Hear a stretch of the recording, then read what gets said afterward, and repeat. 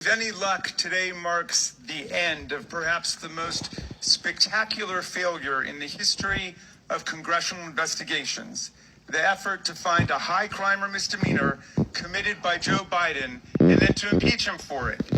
In prior hilarious episodes of this long-running madcap series, America got to see the following.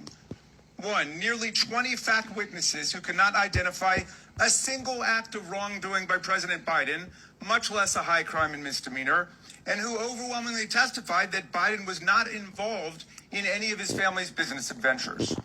Two, three expert witnesses called by the majority itself, who said nothing that they had seen in the tens of thousands of pages of documents adduced by the majority even remotely approached the level of a high crime and misdemeanor.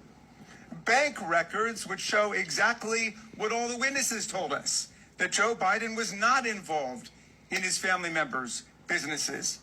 Repeated voyeuristic displays of pornographic images by the majority, completely irrelevant to any conceivable legislative or investigative purpose. A star witness, Gal Luft, who turned out to be a Chinese agent and an illegal arms trafficker on the run from American justice, and the key piece of evidence, which launched the entire zany goose chase, an FD 1023 form in which the FBI duly recorded a completely fictional tip about a $5 million bribe to Vice President Biden, peddled by Alex Smirnoff, who has been criminally indicted by a Trump-appointed U.S. attorney, Special Counsel David Weiss, for felony counts of systematically lying to the FBI and constructing a false record about Joe Biden, and now sits in jail in California as a flight risk while the world studies his long-standing and extensive ties to Russian intelligence. With the impeachment bus running on empty, our GO colleagues now are apparently preparing to save face by ending the impeachment farce with criminal referrals. But criminal referrals require evidence of crimes.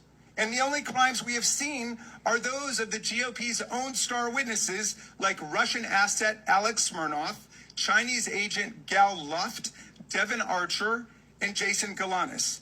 The minority witness today, our witness, Lev Parnas, casts a piercing light on what's really taking place here. And Mr. Parnas has reason to know. He, too, used to be a mega sycophant peddling lies and disinformation to smear Joe Biden. Today, he joins a long line of self-exiles from Trump world who could no longer stomach all the corruption and deceit. Further underscoring the whole point. I just came to thank James Comer for taking all of our intelligence and using it in the committee. Maybe he can come see the technology in our grocery stores. Thank you. Congressman. I just want to get something straight. So all of this evidence, they still believe that Joe Biden and Hunter Biden are in this big crime bribery thing with China, even though all of the evidence shows otherwise. Yet they are not interested at all about how guilty beyond the shadow of a doubt 4 grand juries found Donald Trump. They're not interested at all in even looking at that evidence or having that trial actually come to fruition so a decision can be made legally before casting their votes. They are blindly following this one man who says the truth, never questioned, even though every single person that spent time around him, that was his closest, they were his closest confidants for a very long period of time, are now telling a very nasty story about him. That doesn't mean anything. That doesn't ring to Republicans as fishy or odd. You'd rather listen to that one man still claim that the whole world's against him, and all the Republicans are rhinos if they speak negatively about him, or, you would rather believe that one man,